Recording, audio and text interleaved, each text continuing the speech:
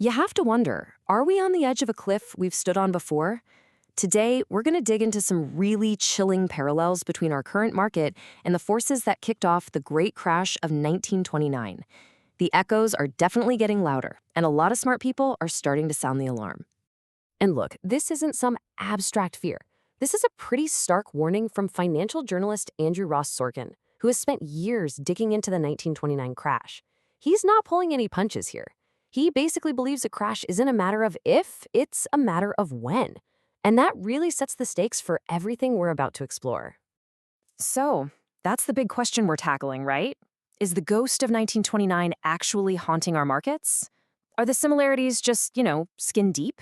Or are we ignoring the massive lessons of history at our own risk? Let's break it all down. Okay, so first up, let's look at the argument for why history might be doing more than just rhyming, why it could be repeating beat for beat. The case for a 1929 echo is, honestly, pretty compelling, and it all starts with a story that feels very, very familiar today: transformative tech. Just look at the narrative, right? It's almost identical. Back in the Roaring Twenties, you had these revolutionary technologies like the radio and the automobile.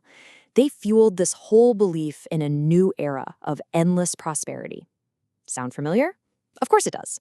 Today, we've got this remarkable boom driven by AI, and it's got a lot of investors thinking that the old rules just don't apply anymore. And all that optimism, it's getting supercharged by easy credit, just like back then. In the 20s, you could buy stocks on margin, putting down as little as 10%. I mean, it was a gigantic pyramid of debt that only worked as long as prices kept going up.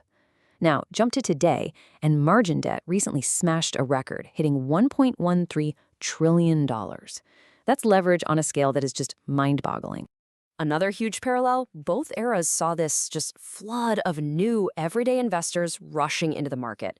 Back then, it was investment trusts that opened the doors. Today, we've got commission-free trading apps doing the exact same thing, but with a whole new, super speculative spin. And the scale of it is just staggering. Retail investors now make up a record 55% of the entire options market. We're talking about a highly leveraged, super speculative corner of finance. So this isn't just people dipping a toe in the water. No, this is domination of the absolute riskiest trades out there.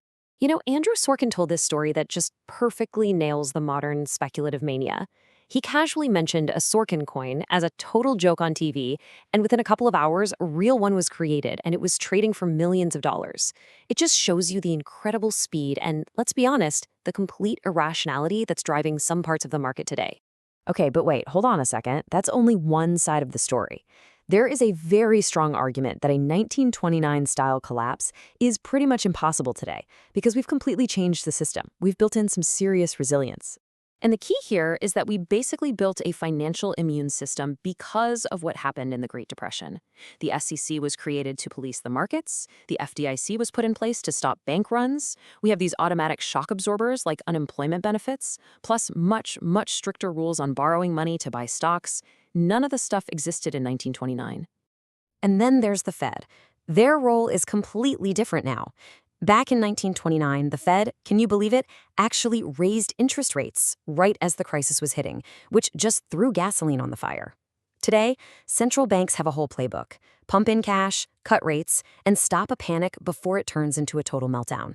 Even the basic tech of the market itself is night and day.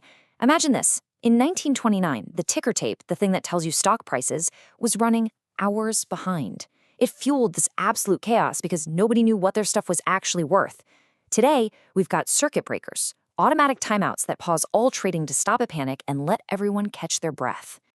So when you put all of that together, the conclusion feels pretty clear, right? A literal one-to-one carbon copy repeat of the 1929 crash? Yeah, that seems highly unlikely. Our financial system, with all its flaws, is just way more robust and has more safety nets than it did a century ago. But, and this is a big but, what if the system has changed, but the people in it haven't? This is where it gets really interesting. Because while the rules of the game are different, the underlying human behaviors that create these bubbles, greed, fear, that feeling of, I can't miss out, those are absolutely timeless. In fact, if you look closely, analysts have found a pattern. Nearly every single major financial collapse over the last 100 years has followed these 5 stages.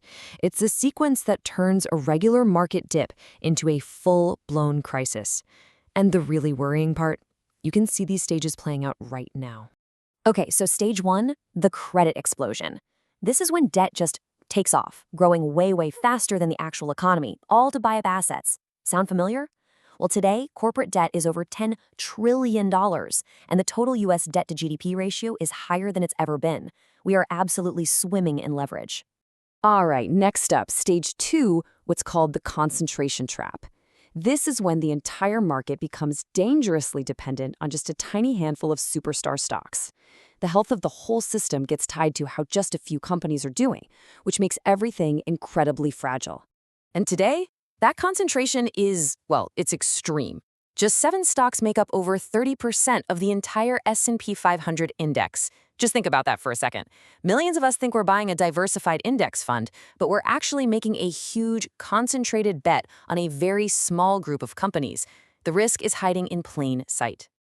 And we're already seeing hints of the next stages, too.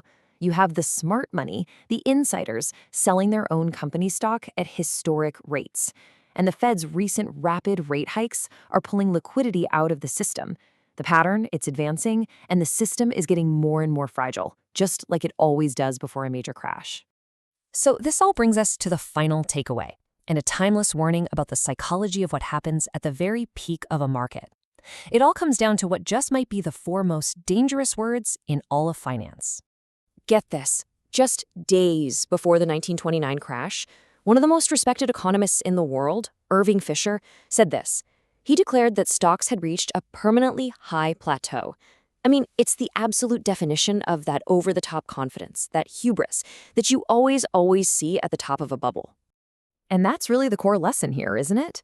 Whenever you start hearing people say that the old rules don't apply, that we're in a new era, that's when you should be skeptical. Because the 4 most dangerous words in finance have never changed. They've always been and will always be, it's different this time. So I guess I'll just leave you with this one final thought. We've looked at both sides. Yeah, the system has more safeguards for sure. But human nature, it's exactly the same. So that's the real question we have to ask ourselves. Have we really built a crash-proof system? Or have we just used new tools to build a fancier, more complex, and maybe even more fragile bubble? History, one way or another, is going to give us the answer.